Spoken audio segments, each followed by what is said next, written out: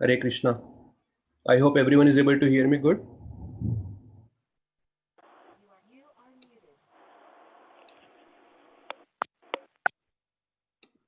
Yes. Okay. So we are going to start with the 15th chapter. Hare Krishna. Hare Krishna Mataji, thank you for joining. You're welcome. Thank you. So we are going to start with the 15th chapter today. So we just completed the 14th chapter on Friday. Vallabi Gopi Mataji gave a wonderful class on the last verse 14.27 of the last chapter of the 14th chapter. And then we also had a quiz on Saturday. I couldn't participate because I was not available, but I heard it was an excellent quiz that was there. So I hope everybody is aware that at the end of the week, every Saturday, we have a quiz for whatever we have discussed throughout the week. We do a quick quiz. It's like more fun than, than anything else. So devotees like it a lot, whoever participates. Hare Krishna, Prabhuji. Hare Krishna Mataji. Prabhuji, we haven't completed, so 14th chapter quiz will go to next week also. Prabhuji, Ganapati, Govind, Prabhuji. Hare Krishna Tulsi. Okay, Mataji, thank you for telling that. So this week you are going to continue with the 14th chapter quiz, you said, right? Okay, thank you. Yeah, from 15 to 27 verse, Prabhuji. Okay, sure. All right. So before we go inside the 15th chapter, I'll give a quick glimpse of what we discussed in the 14th chapter. So the 14th chapter started with describing that how the soul comes to this material world.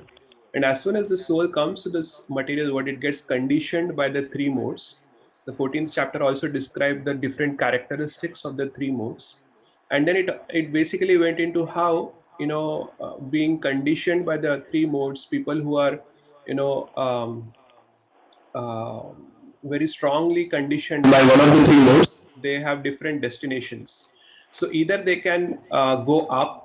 People who are strongly conditioned by the mode of goodness, they can go up to the higher planetary systems. People who are strongly conditioned by the mode of passion, they will stay where they are, basically on the earthly planets.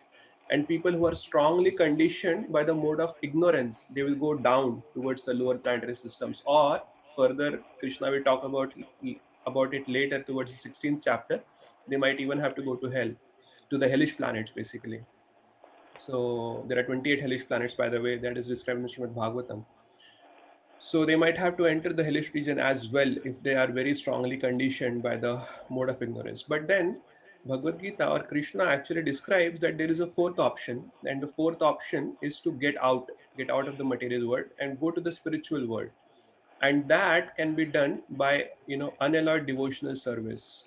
Bhakti avyabhichari bhakti is the way to get out of the material world. That is what was described in the 14th chapter. So basically the soul can attain liberation, and that liberation in the terms of the 14th chapter is the Brahman liberation. Basically it says, the words that comes is Brahma bhuyaya kalpate. Basically is Brahman liberation. And then towards the 27th verse, the last verse of the 14th chapter, Krishna makes it clear that even though a soul may attain Brahman liberation, but it is I only, Krishna only, who is the basis of Brahman. It's a very nice verse, and Vallabi Gopi Mataji described this verse in detail.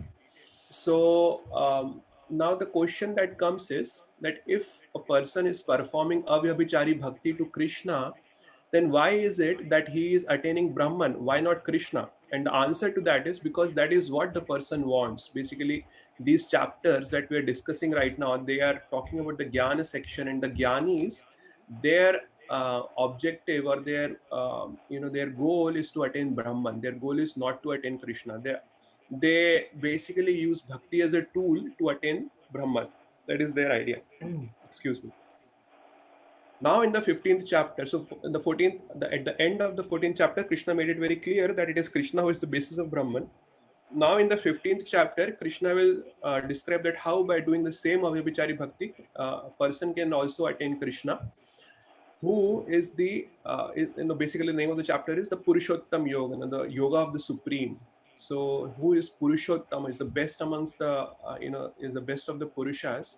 So a person can even attain Krishna by the same avyabhichari bhakti. So that is what we discussed in the 14th chapter. Now here is a quick overview of the 15th chapter. Now in the 15th chapter, this is one of the smallest chapters of Bhagavad Gita. We discussed it earlier that there are two smallest chapters, chapter 12 and chapter 15. Both have 20 verses, but both are very, very profound. We'll see how even the 15th chapter is really, it has profound wisdom in it. And many of you would be aware that in the Padma Puran, there is a section that is called as Gita Mahatmya. So the Gita Mahatmya basically glorifies each chapter of the Bhagavad Gita. So within that Gita Mahatmya, the glorification of the 15th chapter is, profuse glorification is there. It is one of the, as per the Gita Mahatmya, it is one of the best chapters in the Bhagavad Gita. So the both in that sense, even the 12th chapter, the name of the 12th chapter was devotional service, and it is one of the very, very important chapters. So both 12th and 15th chapter, although they are the smallest chapters of the Bhagavad Gita, but they have very profound wisdom in them. So the 15th chapter basically starts in the first 6 verses. Krishna talks about an upside down banyan tree. And then Krishna says that basically the purpose of describing this is to become detached and transcend this material world. So Krishna compares this material world to an upside down banyan tree. And then he says the purpose of this description is to basically get detached. Detachment is the key here. And then transcend the material world. The verses 7 to 11, Krishna describes that who cannot detach from the material world, they have to transmigrate within different species within this material world.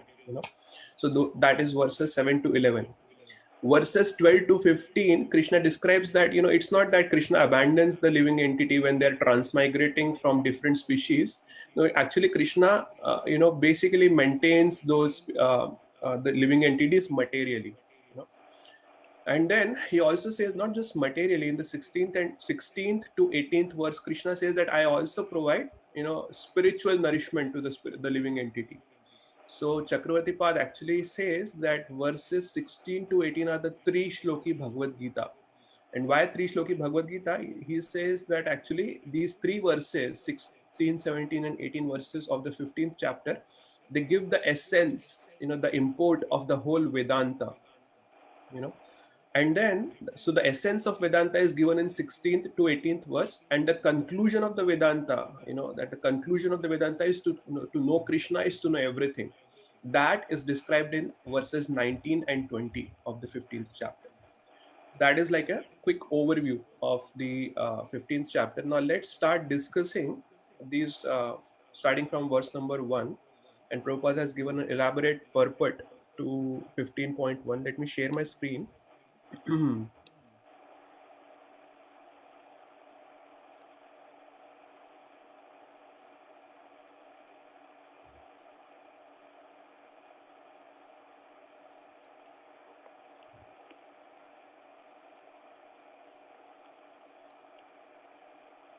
Are you able to see my screen now? Yes. All right. So you can repeat after me. Shri Bhagwan Uvacha Sri Bhagavan Uvacha Urdhamoolamadha Shakham Utthamuram Adhashakam Ashwatham Prahur Avyayam Ashwattham Ashyatham Prahuravyayam Prahurabhayam Chandamsi Yasya Parnani Chandansi Chandansi Yasya Jasya Parnani Parnani Yastam Veda Savedavit Yastam Veda Vyastam Veda Vedavit Sabhidavit Shri Bhagwan Uvacha Sri Sri Bhagavan Bhagavan Uvacha Uvacha Urdhamoolamadha Shakham Urdhvamulam Utthamuram Adamshakam Adhashakam Ashwatham Prahur Avyayam Ashwattham Ashyatham Prahuravyayam Prahurabhayam Chandamsi Yasya Parnani Chandansi Chandansi Yasya Jasya Parnani Parnani Yastam Veda Savedavit Yastam Veda Niyantam Veda Savedavit Sabhidavit Shri Bhagwan Uvacha Sri Sri Bhagavan Bhagavan Uvacha Uvacha Urdhamoolamadha Shakham Urdhvamulam Utthamuram Adamshakam Adhashakam Ashwatham Prahur Avyayam Ashwattham Ashyatham Prahuravyayam Prahurabhayam Chandamsi Yasya Parnani Chandansi Chandansi Yasya Jasya Parnani Parnani Yastam Veda Savedavit. Yastam Yanjam Veda Veda Vedavit Sabhidavit. Anyone else would like to recite the verse? Shri Bhagavan Uvacha Shri Bhagwan Uvacha Vacha. Urdhvamulam Adashakam Urdhamulam Adhashakam Adhashakam. Ashvatam Prahuravyayam Ashwatham Prahur Ashyatam Avyayam Praurapayam. Chandamsi Yasya Parnani Chandamsi Yasya Chandamshi Jasya Parnani Parnani. Yastam Veda Savedavit. Yastam Veda Yantan Veda Savedavit. Veda Veda Veda. Anyone else? Okay, I'll read that. Okay. Sri Bhagavan Uvacha. Shri Bhagwan Uvacha Uvacha Utthamulam Adhashakam. Urdhamulam Urdhvamulam Adhashakam Adashakam Uh, uh, uh, Ashwatham Ashyatam Prahurapayam. Ashwatham Ashvatam Prahur Avyayam Prahuravyayam Chandamshi Jasya Parnani. Chandamsi Chandamsi Yasya Yasya Parnani Parnani Yantang Veda Sa Vedapit. Yastam Veda Yastam Veda Savedavit. Savedavit. Anyone else would like to recite? Shri Bhagavan Vacha Shri Shri Bhagwan Bhagavan Uvacha Uvacha Amulamada Sakam Urdhamulam Urdhvamulam Adhashakam Adashakam Adhashakam. Ashvatam Prahur Avyayam Ashwatham Ashvatam Ashyatam Prahur Avyayam Prahurapayam. Prahuravyayam Chandamsi Yasya Parnani Chandamsi Chandamsi Yasya Chandamshi Yasya Jasya Parnani Parnani Parnani. Yastam Veda Savedavit Yastam Yastam Veda Veda Yastam Veda Sa Savedavit. Savedavit. Vedapit. ऊर्ध्वमूल अधशाखाम् Ur अस्मत्तमूर्धव्यम् छन्दांसि यस्य पर्णम् यस्तं वेद स वेदवित् Urdhamulam Adhashakam Adashakam Ashwatham Ashvatam Prahuravyayam Prahuravyayam Ashyatam Chandamsi Chandamsi Yasya Prahurapayam. Yasya Parnani Parnani Jasya Yastam Parnani. Yastam Veda Veda Savedavit. Savedavit. Veda Sa Vedapit. Anyone else would like to recite? Okay, I will do. Yeah. Sri Bhagavan Uvacha Shri Shri Bhagwan Bhagavan Uvacha Vacha. Urdhamula Madashakam Urdhamulam Urdhvamulam Adhashakam Adashakam Adhashakam. Ashyatam. Ashwatham Prahur Avavyam Ashvatam Ashwatham Prahur Prahuravyayam Avyayam Prahurapayam. Chandasi Yasya Parnani Chandamsi Chandamsi Chandamshi Yasya Yasya Jasya Parnani Parnani Parnani. Yastam Vedam Sa Vedavit. Yastam Yastam Veda Veda Yantam Veda Savedavit. Savedavit. Sa Vedapit. Anyone else? Okay, so let's recite the synonyms. Shri Bhagwan Uvacha, Shri Shri Bhagavan Bhagavan Vacha. Uvacha the Supreme Personality of Godhead said, The Supreme The Personality of Supreme Godhead said Personality of Godhead said. Urdhamulam, Urdhvamulam Uttamulam. with roots above, with roots With above roots above. Adhaha, Adaha Athaha. downwards, downwards Downwards. Shakham, Shakam Shakam. branches, branches Branches. Ashwatham, Ashvatam Ashwattham. a banyan tree, a A banyan banyan tree. tree. Prahu, Prahu Prahu. is said, is said He said. Avyayam, Avyayam Abhayam. eternal, eternal Eternal. Chandamsi, Chandamsi Chandangshi. the Vedic hymns, the Vedic hymns Which doing? Yasya, Yashya. of which, Yasya Of of which Paranani, Parnani Parnani. the leaves, the The leaves leaves. Yaha, Yaha Iha. anyone who, anyone who Anyone who. Tam, Tam Tam. that, that That. Veda, Veda Veda. knows, knows Knows. Saha, Saha Saha. he, he He. Vedavit, Vedavit. Vedavit the knower of the Vedas. the knower The of the knower of the Veda. Translation and purport by His Divine Grace A.C. Bhaktivedanta Swami Srila Prabhupada. The Supreme Personality of Godhead said, it is said that there is an imperishable banyan tree that has its root upward and its branches down, and whose leaves are the Vedic hymns. One who knows this tree is the knower of the Vedas. Purport.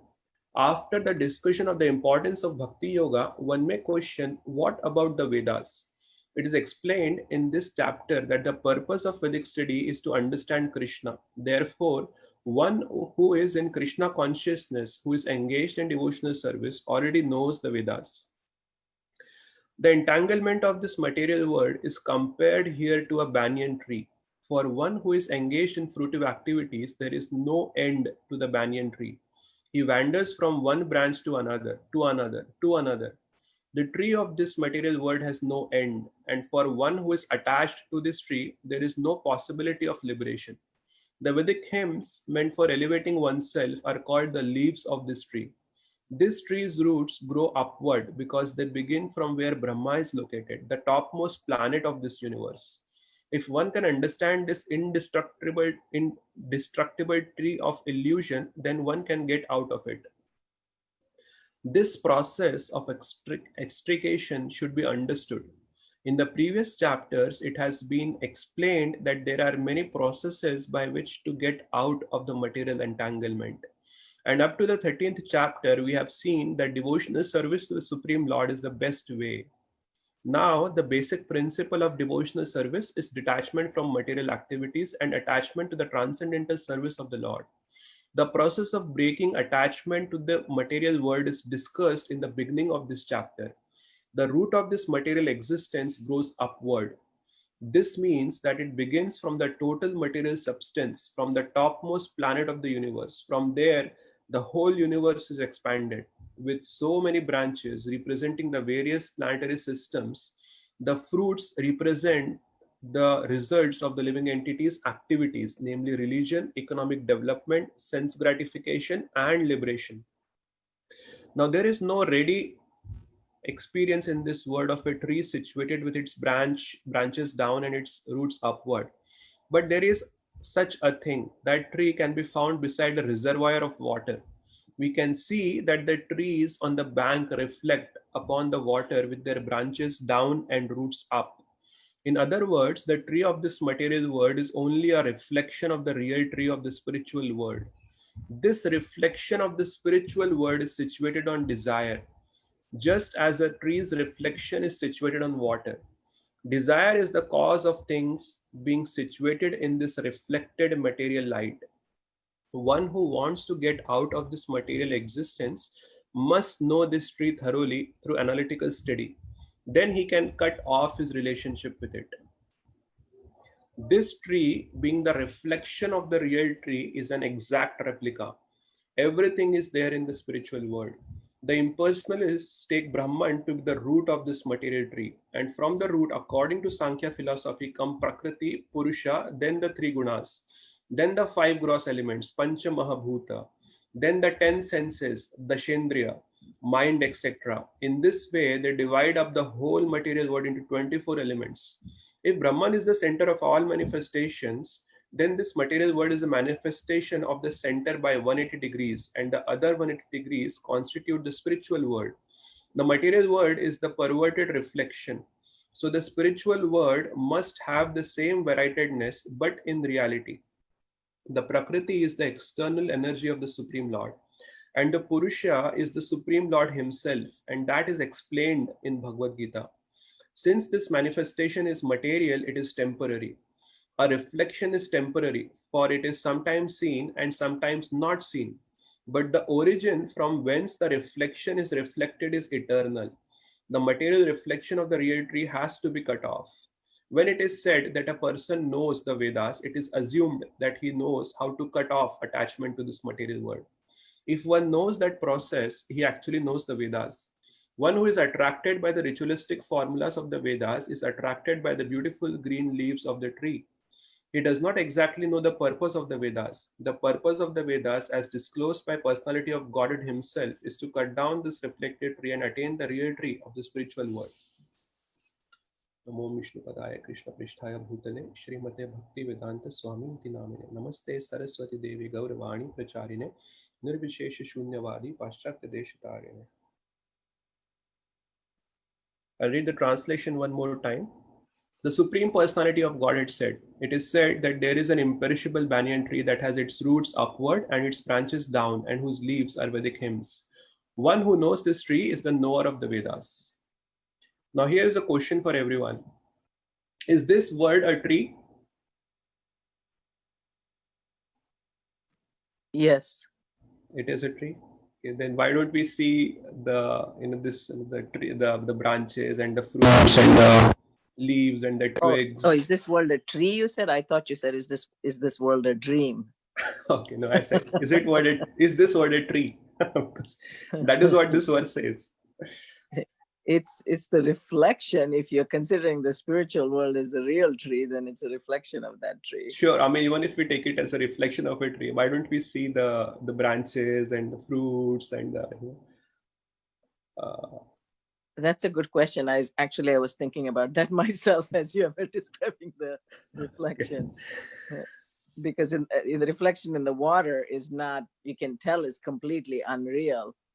But and it says our desires in that our desires are there in that reflection, right? I mean, that's what makes us think it's real. So I was thinking, like, in the reflection of the water, how can we ever think it's real? What would equate to the desires in that? Yeah, actually, so the point is that this is an analogy that is used. So it is not that this word is actually a tree. So it is being compared to a tree here in this verse. And, different acharyas have described this analogy differently. So now we know this sounds a little complicated, that, why is Krishna now suddenly talking about a tree? And it's an upside down tree, and then the root is upward and the branches are going down, and further he will describe this tree later, and then he will say that there are so roots are basically below the stem. Now he will also say later that from the branches also the roots are going toward downwards. So that is what Krishna is going to say. So he's going to complicate things a lot further in the next few verses. So the whole point is that he is using this as an analogy, so that something that we have in our experience, something that we have seen in our experience, we can relate to the material world using that as an example.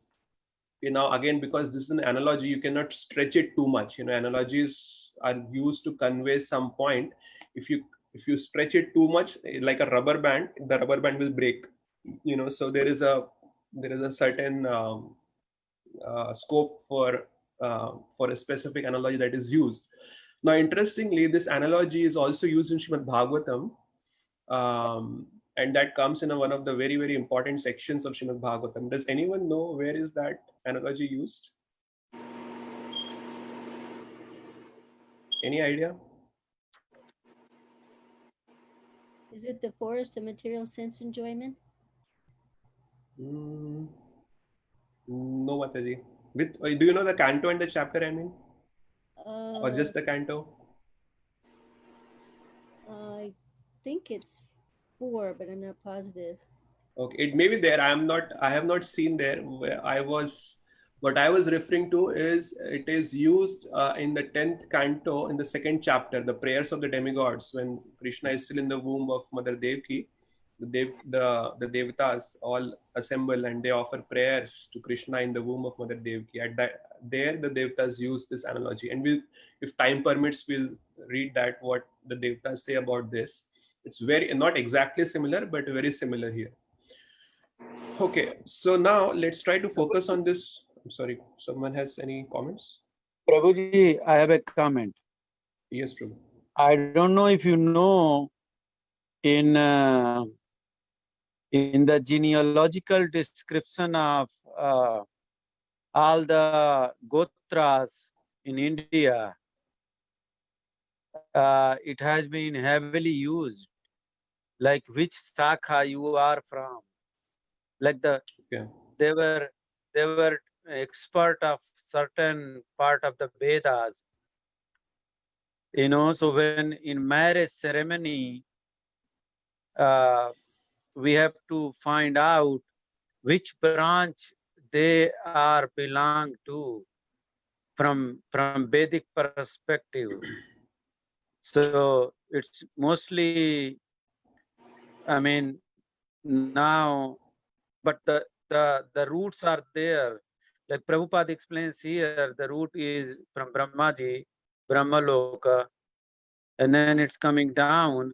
So it has been used in describing our genealogy, like I am from Bharadwaj Gotra. So we claim that we are children of Bharadwaj Rishi. Similarly, there are people who belongs to other rishis, and that's how they describe that this is from this sakha means this branch, and who one and some people are from the other branch. Okay. So But yeah, that's an interesting description, Prabhuji. But if you talked about how Srila Prabhupada describes this here, yeah, that's but what I'm saying. What Prabhupada is talking. Prabhupada also describes that the different branches are different planetary systems. He doesn't say that, you know, the different branches are the different gotras from where the people come. No, but he said that the root is in In the Brahmaloka. Brahmaloka. Right? That's true. Yeah. Yeah. So the root is in the Brahmaloka, but then as the tree goes down, the different branches are like the different planetary systems. So it exactly like seventh says is all the sons of Brahma, all the Prajapatis, they are like the major branches, you know. So it has been used, you know, Yeah. because it's established by Lord Krishna. Lord Krishna is speaking. Right. So it's not only analogy, it's heavily used. Like Right. the way Lord Krishna said that Chatur Varnam Maya Srishta. So it has been used, Varna system, Varna Asrama system. Correct. Thank you, Prabhuji. So I know many acharyas have used this and they have taken it further, this analogy. So where Krishna leaves the analogy, they take it further. For example, Shankaracharya, he takes this analogy much further and he, you know, takes it, he describes the nature of the world in more detail. But then again, he basically stretches it, not exactly what Krishna is saying. But anyway, we'll discuss that if time permits. So now here, coming back to this verse, so it says Urdha Moolam Adha Shakham. So it says that with the roots above, and the branches are downwards, and Ashwatham. Now Ashwatham, interestingly, Prabhupada translates this as banyan tree, and sometimes many people point out that Ashwatham is not a banyan tree. So actually Ashwatham is a tree in the fig family, but later Krishna will say that, you know, because the roots are also going down from the branches, you know, that is a characteristic of a banyan tree. So there is no problem in actually translating Ashwatham as a banyan tree, you know. So if in case you have come across this description, this is a very famous argument that many people use, that Prabhupada doesn't translate Ashwatham correctly, but actually it is a correct translation in one sense. You know, again, Ashwatham is also, you know, figuratively it is described by the acharyas. Now Ashwatham, it is a compound word made of two words.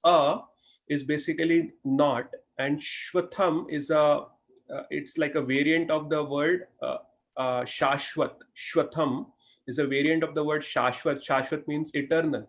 So Ashwatham means not eternal. You know, so basically this tree is not eternal. But again, it says avyayam. You know, it is imperishable. So it is like you know, why is Krishna juxtaposing two, you know, almost opposite sounding meanings together? The acharyas explain that Ashwatham also means that, you know, when Krishna says that this tree is temporary, that means we know that the material world is not temporary, it is eternal. The matter is eternal, you know, because what happens is this matter just transforms from one form to another. But the existence of the living entity in this material world is temporary, because there is a chance that the material world can. But that's what we know, that matter is not eternal because it's going to dissolve. Yeah, so actually the material energy is eternal, matter is eternal. That is what is described in the 7th chapter, and even in the 9th chapter it is described, Prabhuji. So what happens is, and we have discussed it even in this section of the 13th to 18th chapters, that basically the matter, it basically, at the time of dissolution, when the pralay happens, at that time the matter merges into, what happens is, what is it called, the Mahatattva. So it exists in the form of Mahatattva. So it's not that the matter completely vanishes and then Krishna creates the material world out of nothing again. That is not how it is mentioned in the scriptures. It is mentioned that at the time of creation, again, the Supreme Lord glances on the Mahatattva, and then that agitates the Mahatattva, the Prakriti, and then the creation starts happening. So in that sense, matter is also eternal. Krishna is eternal, and all his energies are also eternal. Material energy, because it is Krishna's energy, it is also eternal. So avyayam is because matter is eternal. That is why it is said it is imperishable banyan tree, because it will continue to exist, but the existence of the living entity in this material world can be controlled, can be discontinued. The living entity can go beyond this material world. And then chandamsi yasya parnani. The leaves are like the Vedic hymns. Now, why is it said the leaves are like the Vedic hymns? Why is it compared like that? Prabhupada also explains that in the purport, that actually from the leaves we get different fruits and flowers. Similarly, from the leaves, from the leaves of the Vedas, from Vedas we get the 4 Purusharthas. What are the 4 Purusharthas? Dharma, Kam, and Moksha. Yeah, so we basically get the fruits and flowers of Dharma, Artha, Kam, and Moksha. Therefore, the leaves of this tree are compared to as the Vedic hymns. And Yastam Vedasa Vedavit. One who knows this tree is the knower of the Vedas. Now, Krishna, now is it our purpose to know the Vedas? What is our purpose? Is it our purpose to know the Vedas? What did Krishna say about Vedas in the 2nd chapter? Does anyone remember that? No, our goal is to go to Krishna now. That Veda Right. is goal. So actually, if you Don't remember, get attracted to the flowery language of Vedas. correct. And Krishna also said, Traigunya Vishya Vedya, Nestraigunya Bhava Arjuna. So basically, he said, go beyond the Vedas. So actually, here Krishna is saying that one who knows this tree is Vedavit. He knows the Vedas. Later in the same chapter, Krishna will say that one who knows me is Sarvavit. He knows everything, not just the Vedas. So actually, our goal is to go beyond the Vedas. And in the purport also, Prabhupada says that actually one who is performing the devotional service, one who is performing bhakti, he already knows the Vedas. Now, how is that? Now, do we all know Vedas? Do we know what is mentioned in the, for example, Yajurveda? We are all performing bhakti yoga. So actually, the way it is... Vedescha sarver aham eva vedya.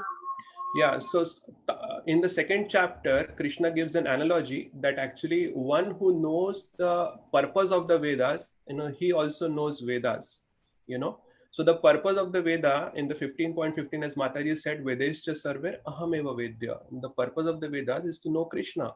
So one who knows Krishna, actually, he already knows Vedas.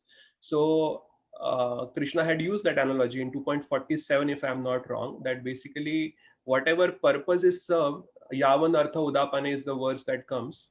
Whatever purpose is served by a small well, it can also be served by a lake. Similarly, one who knows the purpose of the Vedas, he can, basically he already knows the Vedas. That is like an analogy that he had used.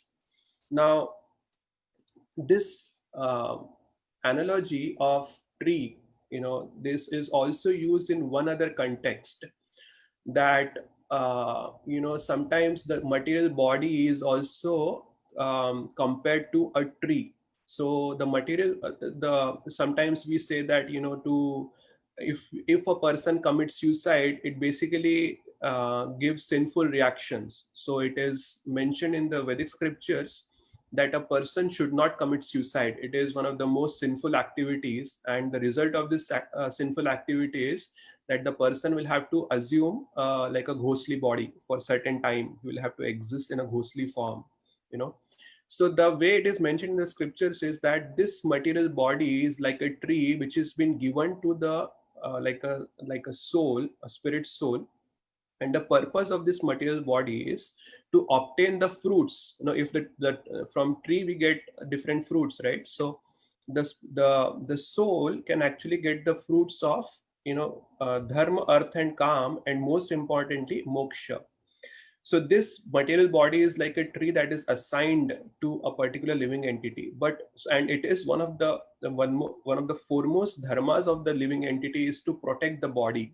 If you read the Vedas, it is mentioned one of the foremost purpose is to maintain our body, to protect the body. If a person actually harms the body in any way, or it basically destroys the body, then it is considered as sinful.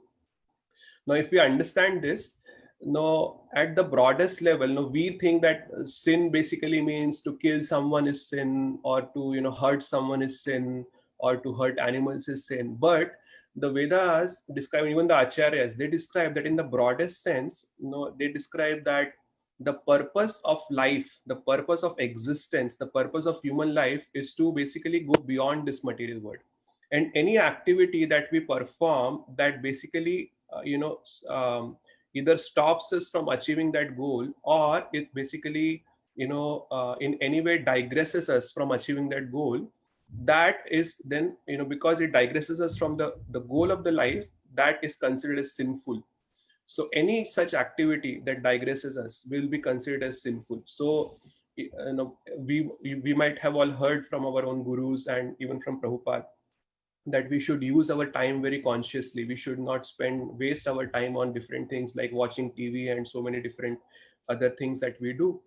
And the reason is because these activities will create further illusion, and when they create illusion, already we are in illusion, and it will create like a double illusion, and that will actually in the broadest sense of the definition of sin, that will basically accrue some sin for the soul. It's not recommended that we should do any such activity which basically digresses us from the real purpose of the life. Now, we were talking about that how Srila Prabhupada has mentioned that actually the root of this tree is in the Brahmaloka. So now, if we understand that this word is like a reflection, so it is not mentioned in the verse directly that it is actually a reflection, but Prabhupada explains in the purport that we don't have any experience in this world to see any tree which is upside down. The only place where we see an upside down tree is near a reservoir. In the reservoir, if there is a tree, then we see the reflection of that tree in the reservoir, and that reflection is upside down. So basically, in that sense, the Acharyas conclude that this material world is like a reflection, because this upside down banyan tree is used as a like an analogy. Now it basically this analogy it conveys a lot of things. So those things are, Prabhupada also talks about the Mayavadi idea, the Mayavadi conception. But in order for a reflection to exist, one of the most important thing is that the object that is reflected, that has to exist. So that means there is a real object somewhere, for which there is a reflection that is reflected here. Now another thing is, for a reflection to exist, so the first is there has to be an object which is reflected. The second is there has to be a medium on which the reflection is formed. So Prabhupada explains that reflection is the desire of the living entity. So if you remember, there is a very important verse that I had mentioned in 13.22, and Gita Mala Mataji had said that time that every verse you say that it is the most very important verse. Anyone remembers what that verse was? We discussed that it is the root of the material world. Sad asad yonisu janmashu. That is right. That is 13.22. So that verse basically describes Purushaha prakriti stohi bhunkte prakriti jan gunan karana guna sangosya sad asad yoni janmasu.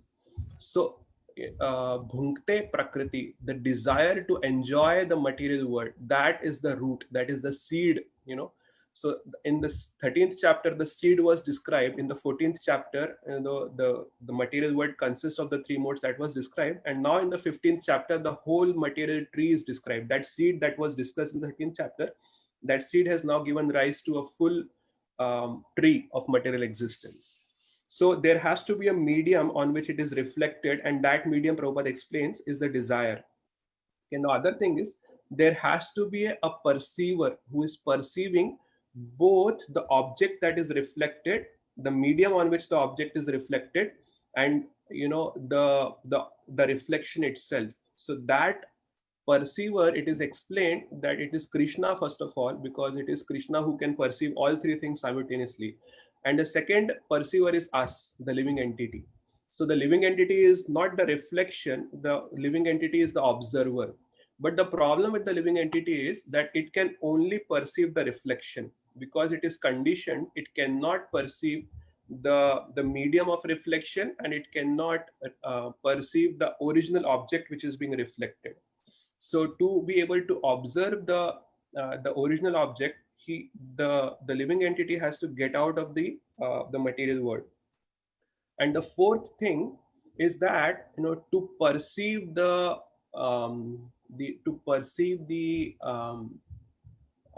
reflection as original is actually the root of illusion.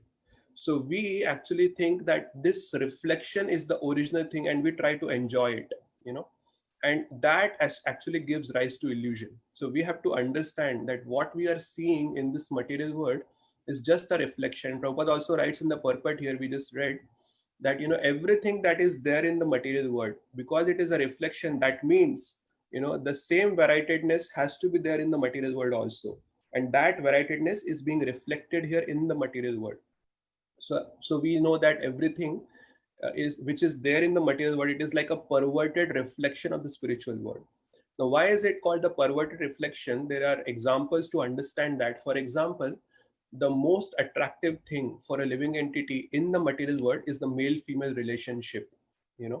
So now we can say, okay, if the male-female attraction is there, and that is actually what binds everyone. In the Bhagavatam, it basically describes that the basically the knots of what binds us in the material world is that male-female relationship, that attraction for male-female relationship. We have the full story of Puranjana. We actually Rasraj Prabhu had given a class, I think last week or last week, and on Saturday he was talking about the story of Puranjana and how he gets bound in the material world, and he has to take birth again because he was so much attracted to his wife. So basically that male-female relationship, the acharyas explained that it is like a perverted reflection. The original relationship exists in the spiritual world. The Radharani and Krishna, the original couple which is there in the spiritual world, they have their own attraction towards each other, and that attraction, basically in its perverted form, it exists in the material world, and it exists in the form of the male-female attraction that exists in this material world. Now you might have seen sometimes that people, there are these pastimes that are mentioned in the Srimad Bhagavatam where Krishna is performing Ras Leela or different kinds of Leelas with the gopis and Srimati Radharani. Now actually what the mundane people do is they basically try to further mundanize that. I don't know what is the word to use, but instead of understanding any spiritual reality, it basically reminds them of what other leelas they can perform in the material world. They try to use that in that context. But acharyas describe that whenever we feel attracted to the opposite sex, we should understand that I am feeling this attraction because there is an original relationship that exists in the material world, and that relationship is between Krishna and his devotees. And because that, so the acharyas explain that the reflection should remind us of the original object. But what happens is, even the original object, the original relationship, when we see in this material world, that reminds us of the reflection. So that is the conditioned state of the living entities. So actually this tree that we are discussing here, this tree will further be described in the following verses. But I'll stop here and see if there are any questions or comments about what we have discussed today. I just had one comment. You said that Ashwatha is translated as a fig tree. Where is that translated like that? No, it's not a fig tree, Mataji. I said in the family of fig trees. It is the Ashwatha is, if you see the words Ashwatha, it is a tree that belongs to the family of fig trees. Family of fig. Yeah, that's what I said. But actually in southern India, all of the tree, there are many Ashwatha trees that are worshipped, and they are called Ashwatha trees. You know what I'm saying? They're not called anything else. Yeah, Banyan basically, tree. Ashwatha is a family of trees. So now, not all the trees exist today in today's age. Many of the trees have become extinct, or if not extinct, they are very rarely found. So, for example, there is a. I used to live in like a small place in Sultanpur, and there used to be a tree over there, and that tree was so huge. I mean, you can't imagine how huge that tree was. And people used to come from all over the world to see that tree. And there was some studies also going on that tree, and that tree, it is said that it is also one of the trees from that fig tree family. So I forgot there is a word that we use in Hindi for that tree. But anyway, yeah, so there are People, maybe Prabhu, people. no, the people tree is very common. So But there are Bargad, plenty. Bargad. Bargad is also very common actually. So Okay. Bargad is banyan tree, right? That is what Bargad is, banyan tree. But it But has a special name. there are plenty of banyan trees in southern India. Yes, So Mataji. So that's what. So this Ashwatha is a very special tree, which so banyan tree is in the family of the Ashwatha trees. So banyan tree is very common nowadays, but there are other trees in this family who have that those trees have become now extinct. And there I are a see. few trees that are still remaining at certain. I have heard that there are similar, like what I just mentioned about Sultanpur tree. I'm missing the name of the tree. Very famous. If you Google it, you will find it. But there are such trees available in 5 or 6 different places in the world, and they are very rare. So, and that tree is pretty old. People say that it is already 400 years is what they say, that they know that it is at least 400 years old, but it could be even further older than 400 years. And that tree has branches going downwards, you're saying, just like Yeah, the actually, right. And the other thing is Sultanpur is like just 60 kilometers away from Ayodhya. So people say that actually this tree is what Mother Sita used to worship. There are a lot of stories around, some folklores, as we say. But I don't fully trust them. But there are a lot of such stories like that. Mhm. Any other comments, questions about what we have Prabhuji, you discussed? said a very nice. I catch one thing you said that committing suicide is a very sinful activity. But how we justify the samadhi? I know the in a spiritual world it's very common practice. People do that, but for the if you look from the ordinary person and perspective, it looks like a kind of a committing suicide, like taking a jal samadhi, agni samadhi, or whatever they used to do in the ancient age also and recent age also. I can say we heard time to time some acharya or rishi has taken jal samadhi or something by their own way they have taken their life. So isn't it like it's kind of a committing suicide instead of having a natural death? So there is a difference between samadhi and suicide. I can explain that a little bit, but I have not heard about Jal Samadhi and Agni Samadhi. This is the first time I'm hearing that. So now So sometimes when the I'm sure acharyas, if you are from UP, you heard about Devraha Baba. You heard about his name? He was no, very, very, and people used to say nobody. People used to say he was like a 304 years old person, and when he died, and he has seen a lot of president and prime minister in India, and everybody has seen him in the same stature, like old and monk. And he took in the late 90s, he has taken the Jal Samadhi and he just disappeared. So these kind of things I have heard. And he was also from Allahabad or some Prayagraj location. That's all I know about him, but I heard this. So this practice is still there. So how we can justify samadhi versus suicide? okay, so sometimes we get confused with the word samadhi. So first of all, we have to understand that one of the samadhis that we say is when the elevated the spiritualist, the transcendentalist, when they naturally pass away, then sometimes we put their body in a samadhi posture and we make a samadhi of their bodies. Basically, we don't ordinary people, we cremate their bodies, we burn their bodies. The idea is that because the soul is for ordinary mundane people, the soul is very attached to the body, and even when the soul leaves the body, because the soul is very attached to the body, it tries to get inside the body. It doesn't leave that place because it is so attached to the body. It basically somehow tries to get inside. So therefore what is said is the body has to be cremated, so that once the body is destroyed, the soul will lose its attachment, it will get detached, and it will continue further in the next life. Now, sometimes the elevated spiritual transcendentalists, the acharyas, when they pass away naturally, their body is not burnt, is not cremated like what we do for ordinary people, because these people, they are spiritualists, they are not attached to their bodies, they use their bodies as temple of Krishna, they use their bodies in service of Krishna.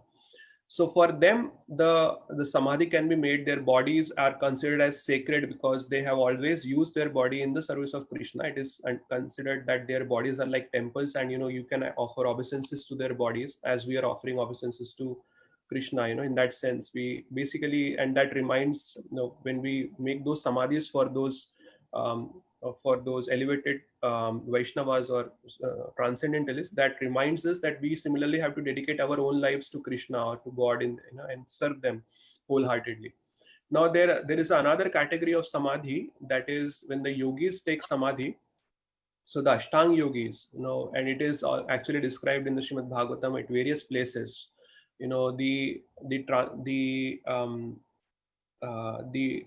When they attain perfection, these yogis, the Ashtang yogis. So the perfection of yoga is basically the if you understand, we have different vayus in the body. There are 5 prominent vayus: Pran, Apan, Vyan, Udan, and Saman. These are the 5 prominent vayus. So the Prana vayu, so what these yogis do is, there are 7 different chakras in the body, and they basically raise their pran vayu upwards gradually, and the idea is that they have to bring their pran to the topmost chakra, which is here in the head, and then from there they have to break open the skull, and then they have to go out from here. And if they are able to do that, then that is considered to be the perfection. They have achieved the perfect state, and then they can go to their desired spiritual planet, either spiritual planet or the like a higher material planet. Some yogis, they don't want to go to any spiritual destination. They want to be situated in the material, but in a certain different elevated planet, in the higher planet. So that is one of the samadhis that is mentioned. So that samadhi is approved, and what is also mentioned at certain places in Srimad Bhagavatam is, when they do that, it's not that you have to go and cremate their bodies. The bodies automatically, they generate a fire from within their bodies, and their bodies, they are automatically kind of destroyed, and the soul leaves the body and it goes to a higher destination. So that is one of the samadhis that is mentioned. Now there is a third category which is often confused. It is called as Praya Vrat. Now Praya Vrat is, sometimes people say that it is like a suicide, but sometimes the transcendentalists, they take this Praya Vrat. So this Praya Vrat is basically, they will not accept any food and water, and they will only focus on the Supreme Lord, and in that way they will leave the body. But they do that only when their body has become obsolete for some reason. For example, there was a sannyasi, he was a disciple of Srila Prabhupada, and he was diagnosed with dementia. And then the doctors had said that it's going to get worsen now. And so this Maharaj, this sannyasi, I'm missing the name, maybe Jiva Mataji or Paripo might remember the name, but he decided to take Praya Vrat, and some of his disciples and other people said that, why are you doing this? So he said that actually, the purpose of my life is to serve Krishna, serve Srila Prabhupada, but if I'm not able to do that, why should I maintain this body? Let me continue in my spiritual journey. But he was pretty, he's very advanced in age. And there are such examples given in the scriptures also of Praya Vrat. Many sages also used to take this Praya Vrat. There is one example that is given in the Mahabharata about Praya Vrat, where Duryodhan decides to take Praya Vrat. And Duryodhan is pretty young at that time. And when he goes to insult the Pandavas, when the Pandavas were in the forest, he basically goes with his whole entourage, and they set up their whole thing, all the opulent things, and they are trying to show to the Pandavas that we are enjoying so opulently. But there the Gandharvas attack them, and the Gandharvas, they capture Duryodhan, and at that time the Pandavas come and they have to release basically fight with the Gandharvas. So Arjuna fight with the Chitraratha, and then he defeats Chadratha, and then he releases Duryodhan from their captivity. So Duryodhan, he thought that I came here to show my opulence, and here I had to actually be saved by these Pandavas. So he said, no, there is no use for me to live now. I'll commit suicide by following this Prayavrat. So at that time, many different people come and tell him that what you're doing is very sinful. You will get a lot of sinful reactions for this, because you are a young person and you're not a transcendentalist, that you are doing it for a higher purpose. You're doing it because you are feeling insulted. So there has to be a higher purpose to take Prayavrat. It's not that because you are frustrated from your life for whatever reason, you will take Prayavrat and commit suicide. So if you do that, then there has to be there are very severe sinful reactions that come because of that. And the scriptures does not recommend that. Any such activity that is done according to scripture, it has to has a higher purpose. If there is a higher purpose, so there are two different dharmas. There is paradharma and aparadharma. If the purpose is to follow paradharma, which is the transcendental dharma, which is to basically serve the supreme lord, that is paradharma. If your purpose of an activity is paradharma, then there is no sinful reaction. But if it is anything else besides that, then there has to be sinful reactions to it. Thank you, Prabhuji. Okay. Prabhu. Yeah, Hare Krishna Mate. Prabhu, I just wanted to share something. When we were talking of Jal Samadhi and Agni Samadhi, something came into my mind. I'm not sure whether that is actually Jal Samadhi. Narottam Thakur entered the Ganga river when he at the time of his disappearance, and then his disciples were holding him, and slowly the water started rising, and then they had to let him go. Something like that happened. So will that be Jal Samadhi? Is that something what Jal Samadhi will be? Frankly, Mate, I have no idea about it. So I have never read it, never heard it. So I won't be able to comment on it. Anyone else would like to comment on that? No, even I don't know much about that, but that's similar kind of thing. People just go and pray inside the water, any river, any holy river like Ganga, Yamuna, and they just take a dip and they never come out. And that's how they take birth.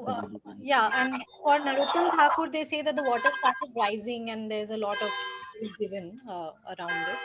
How everything turned misty and fragrant and all. So, Hare Krishna Prabhu. Yes, Prabhuji. Yes, right. Yes. I think Ballagi Upi Mataji knows, but if she is not answering, I can answer the question. Yeah, go ahead, Prabhu, please. Okay, so what happened? That's what I heard with Narottam Das Thakur.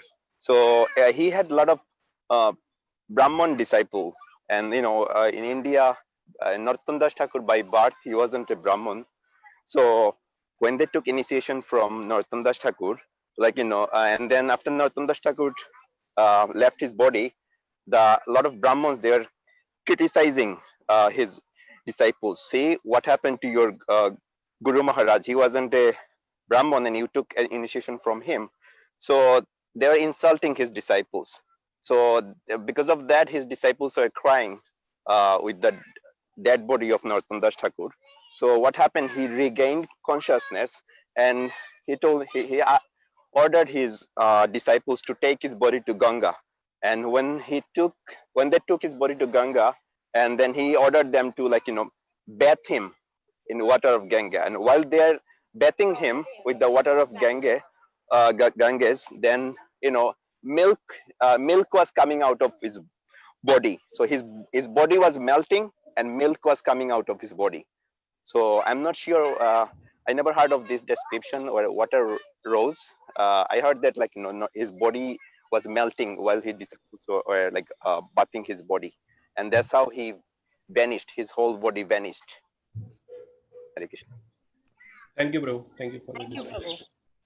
Thank you. All right, I think we are past time now. It's 2 minutes over, so I think we can stop here.